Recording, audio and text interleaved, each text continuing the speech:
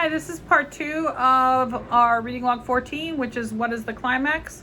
Again, you're writing from yesterday's chapter or previous chapter, chapter 16, adding it with chapter 17, today's chapter, and everything that happened from the kidnapping with the barbarians until the end of this chapter is the climax.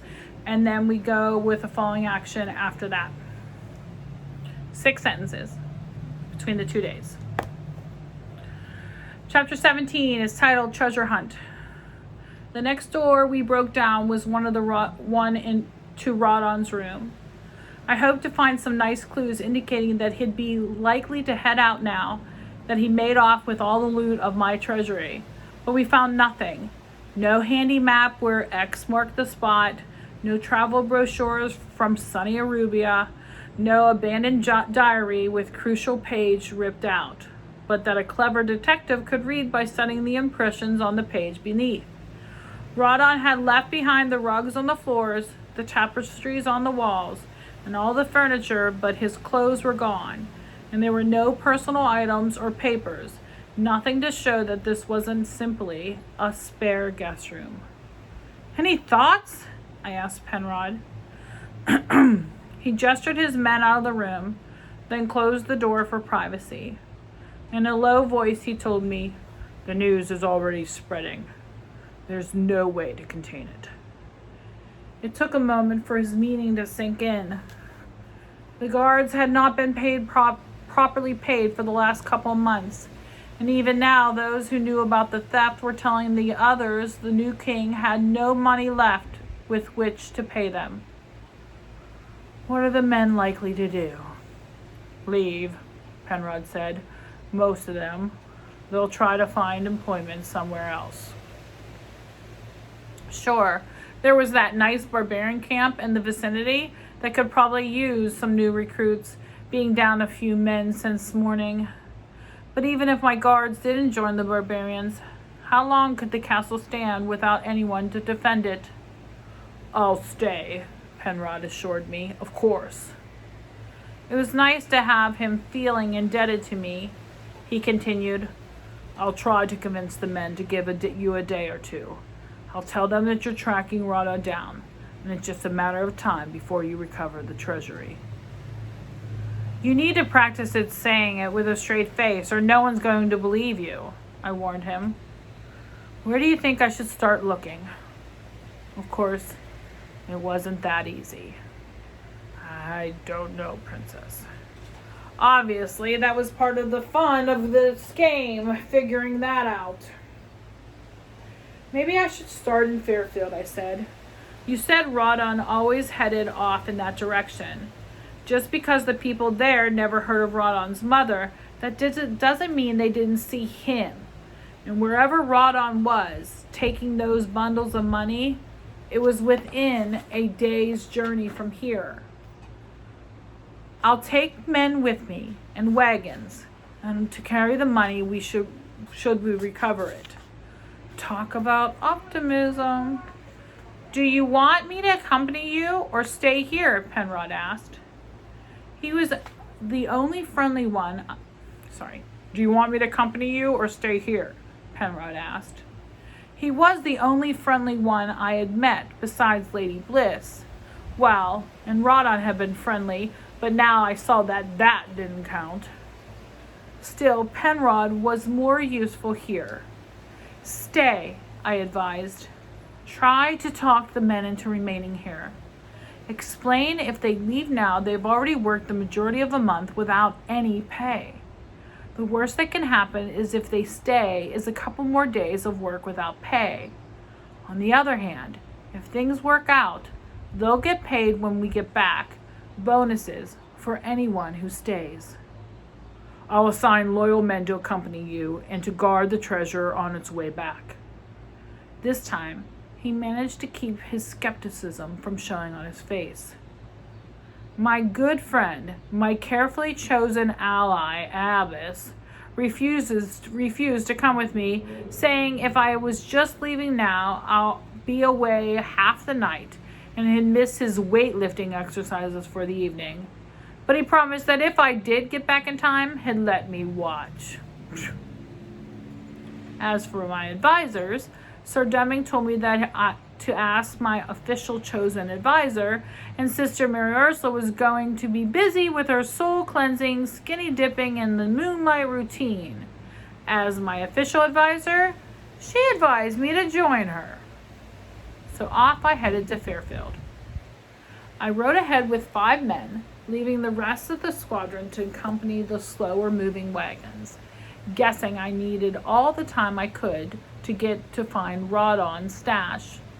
I hadn't even bothered to switch out of Bliss's extravagant dress into more sensible clothing. Fairfield was much bigger than St. John, which was no surprise. Some of my friends at St. John the Evangelistic School have families that are bigger than St. John. But Fairfield had a few hundred people, which doesn't sound like much until you begin thinking about questioning every one of them. We arrived at dusk, and our first stop was a tavern. The red dress got a few whistles from having worked its way down so that it revealed more than I wanted to reveal, but nobody remembered seeing anyone fitting Rawdon's description. We stopped at Fairfield 3 other taverns. Some of the people had been around that afternoon when my messenger had been looking for Rawdon's mother. They remembered the messenger, but not Rawdon. "Isn't there anyone in Fairfield?" I asked the tavern keeper at the last place, "who's a bit of a busybody, who sits around watching people and always likes a bit of gossip?" "Information costs," the tavern keeper said, "and you and your group haven't spent a penny here yet." "I'm the new king," I said. "I'm the one who will be setting your taxes next year. Are you sure you don't want to talk to me about paying for things? Are you sure you want to talk to me about paying for things?" He directed me to his mother-in-law then, who thought he had seen a man who might have been Rawdon, but she couldn't be sure when or where. She suggested I talk to, sorry, my dog needed walked, a friend of hers, a guy who couldn't help but said he got a lot of his news from the Goose Girl. The Goose Girl's mother complained that it was past her daughter's bedtime, but she got the child up when one of my men, the only one of us that had any cash at all, loaned me a copper penny to pay her if the information was good. Wiping sleep from her eyes, the 8-year-old assured me that she had seen Rawdon. "When was the last time?" I asked, suspecting the mother might have coaxed her so that they could keep the penny. "Today," she said.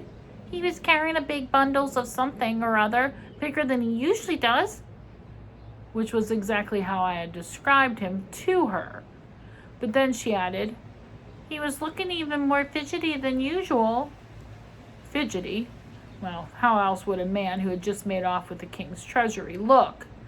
Except I hadn't said who Rawdon was or why we were searching for him. Still, it could have been a clever reasoning on the girl's part. Seeing that we were pursuing someone, she might have guessed that someone had been worried about the pursuit. "How do you mean, fidgety?" I asked.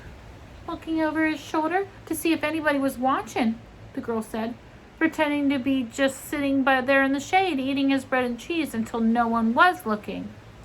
"Except you," I guessed. "Huh," she snorted. "Grown-ups don't even see children unless we're bothering them." Well, that was certainly something I had experienced too. And then I asked, once he thought no one was looking, he went into the old church. Church? A man who was making off with the entire assets of the kingdom. What church? I hadn't seen any churches in Fairfield. "The one the barbarians burned down during the time my grandmother's grandmother's grandmother." At least it wasn't anything I had caused to happen this time. "But you said—" "It's mostly in ruins," the girl said. "The timbers burned, and the roof caved in, and the walls collapsed. But the way the stones fell, there are tunnels. And if you can find it, one of those tunnels leads down to the catacombs. Catacombs might be useful for hiding stuff. Have you ever been down to the catacombs? I asked. The girl glanced at her mother. No. Neither the mother nor I believed her. The mother twisted the little girl's ear until the poor child squealed. The mother said, I told you to stay away from there. That's no place to be playing. It's too dangerous. Yes, Mama, the girl squealed. You wait until your father gets home, the mother warned. You are in so much trouble. Excuse me, I said. We're not finished yet. Are you saying children play in the catacombs?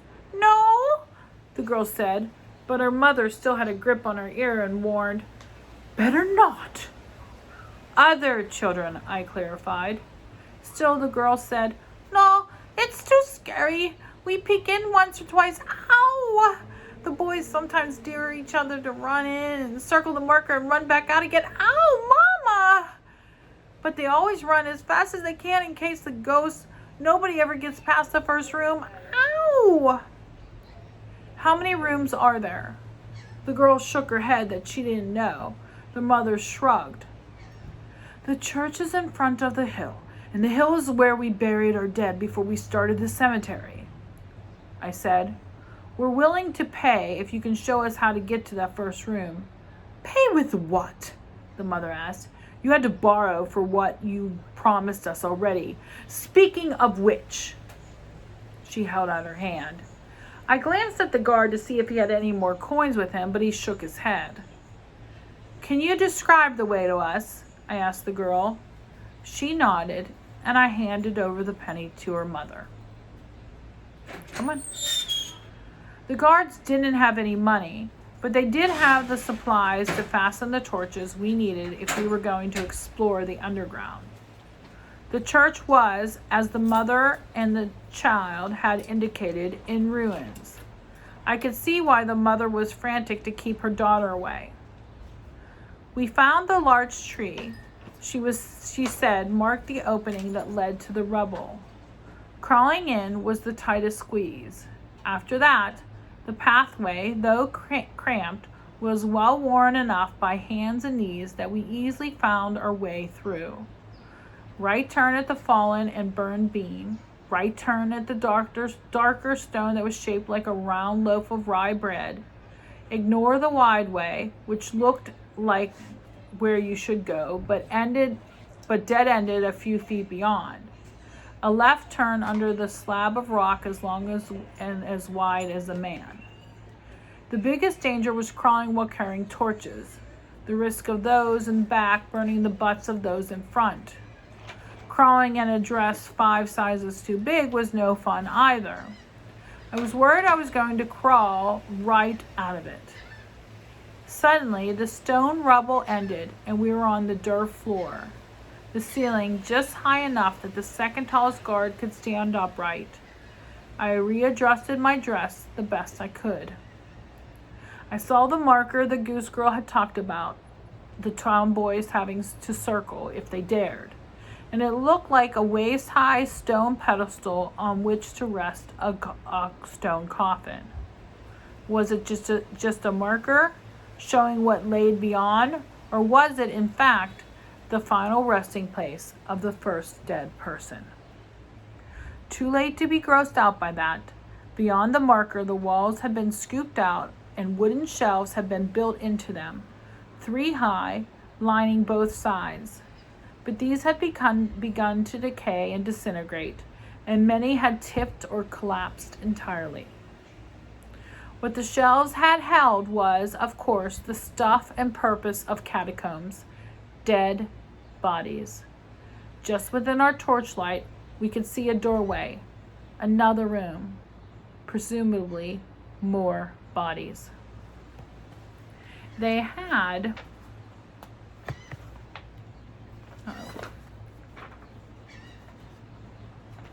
been laid head to toe, one after another, 3 tiers and 6 set of shelves on either side, with just enough room to let pass a small wagon through the center. My feet wobbled on the ruts of the wheels had made, carrying generations worth of Fairfield citizenry to their final rest. Some of the bundles were wrapped in linen, badly tattered now so that I could glimpse hints of hair and mummified flesh. Other bodies had been wrapped so well, or the shrouds had deteriorated more. There were bones lying on the floor, either flung by the collapse of shelves or scattered by scavenging animals. The place smelled of humans returning to dust, a lung-clouding, throat-clogging smell that wasn't the same but reminded me of the nursing home room where my grandfather had died.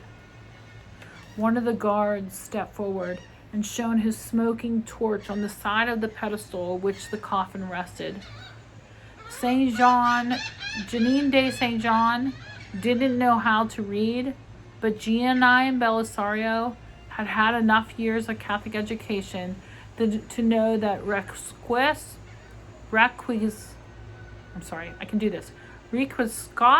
pacem means rest in peace. Sorry, it was Latin. The guard knew more than I did, and he rattled off the rest of the Latin words, then translated. Rest in peace. Let none but the dead pass through here. The guards looked spooked. I was too.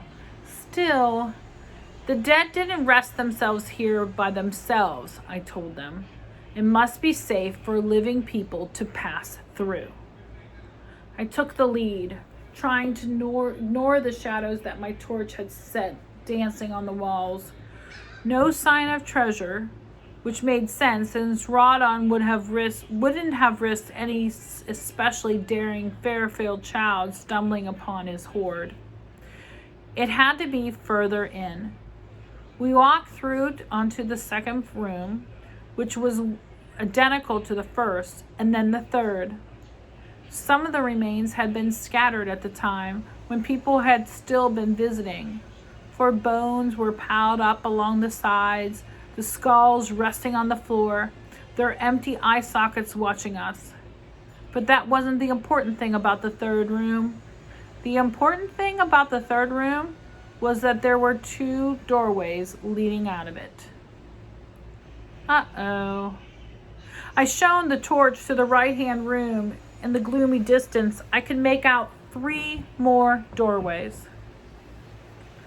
The guard who had shown his torch into the left-hand room said, 5. 5? I looked just in case he could read Latin but couldn't count. Yep, 5. So 8 possible ways to go. A quick look showed that all the routes had the wagon tracks and footprints of the people not long dead themselves who brought the bodies in. None of the footprints stood out as being fresher than the rest, so it was impossible to tell which direction Rawdon had taken. Oh boy, a maze. And here I had been hoping the topiary maze was the only one I'd have to deal with. All right, I said. People around here weren't too good at thinking on their own and making suggestions. That was supposed to be my job. First thing we need to do is go back to where the rubble was and get some stones so that we can scratch marks on the doorways. That way we can tell where we've been and not get lost. We'll divide into 3 pairs. You, I pointed to Latin boy, and I will go together. Whenever we have 2 choices, we'll take the right-hand route and we'll mark the doorway with an arrow to show which way we passed. To the second pair, I said, you 2 will always take the left-hand route. When you make your marks, make 2 arrows, one on top of the other, so that your mark will be different from ours, and we can all immediately see who passed going in which direction. I subdivided the last pair of men. You will wait in the first room with supply of torches we can come back for in case we're in here long enough to need them. Oh, I hope not, I hope not, I hope not, I thought. And in case one of the search parties actually finds the stolen booty. Please let it be soon. To the last man, "The tall one," I said, "and you will wait outside the church so that you can flag down the wagons when they arrive." It was, I think, a good plan. The guards didn't disagree with me, but then they probably wouldn't have no matter what. My partner and I went from room to room to room. Rawdon wouldn't have hidden the stolen money one coin at a time on individual corpses. Spreading the treasure out like that would make it too difficult to recover. Or so I told myself, so that I wouldn't have to frisk the dead bodies.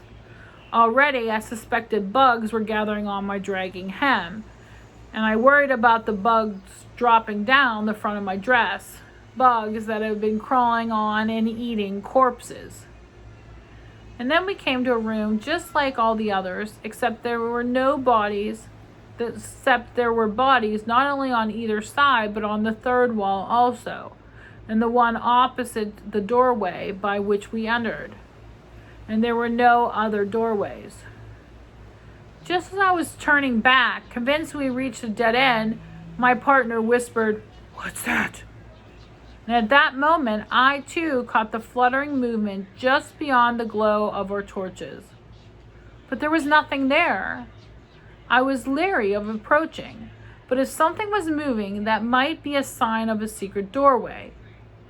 "You have to look," I thought, and forced myself to lean in close over one of the bodies.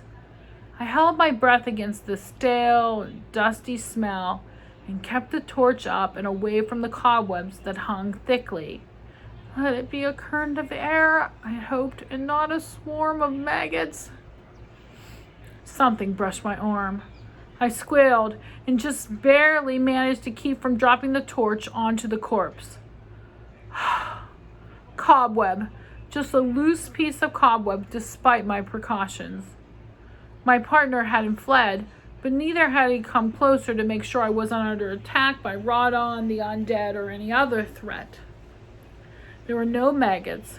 There probably wouldn't have been on such a long dead body. Nor was there any breath of air indicating a room beyond. No marks on floor or ceiling where an otherwise hidden door might scrape. So what had moved? "Nothing here," I told him. "We have overactive imaginations." He sighed, I sighed. I realized we had both been holding our breaths. We backtracked through the maze, then took the next unexplored path to begin again. And it didn't get any better. Over and over in various rooms, one or the other of us would jump. Sure we saw something. Sure we felt something brush against us. Sure somebody or something was watching. But every time we looked directly, we never saw anything. Probably nerves, I told myself. Probably a trick of eyes, where scorched light and shadow met. Probably. We could also hear what sounded like whispers. Probably the other team, I told myself. Until our paths crossed, with none of the four of us speaking, we once again heard, just as at the threshold of sensation, what may or may not have been voices. No wonder the Fairfield kids were afraid of ghosts. It must be some strange acoustical property of the interconnecting caves, I thought. The guard left behind to make the torches, talking to himself to help pass the time. But when we went back for more torches, I didn't ask him if it was him. The wagons arrived sometimes between our second and third torches, and still no sign of Rawdon or the treasure. I considered whether I should order the rest of the men to join the search, but worried that if there were further tracks further in, they'd get trampled. Some of the tucks and gathers on my dress had come loose, and I was dragging what felt like yards of velvet brocade along the packed earth path. At one point, when I thought I had just picked up about 5 pounds of dirt, I turned to shake out the dust and saw that I had, in fact, snagged part of somebody's rib cage. I shook it loose and kicked it toward the wall where I wouldn't step on it on my way back through here. I was sure we had been looking for at least 3 days of gameplay. Even if Rawdon had become worried that we would be on his trail, I assured myself he wouldn't have removed the entire treasure from here and relocated in a brief half a day he had. It must still be in here. I had to have the treasure to be able to keep the guards working for me, which is I obviously needed to do. But I was hot and sweaty despite the chilled air, and I was cranky, and I was tired, and I was hungry. And it was so frustrating, I just wanted to bite somebody. And that thought of biting made me think of Wolfgar. We couldn't see any trace of Rawdon's passing down any of the passages we searched, but that didn't mean Rawdon had passed without a trace.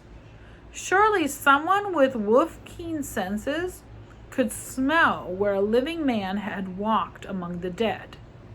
Couldn't he?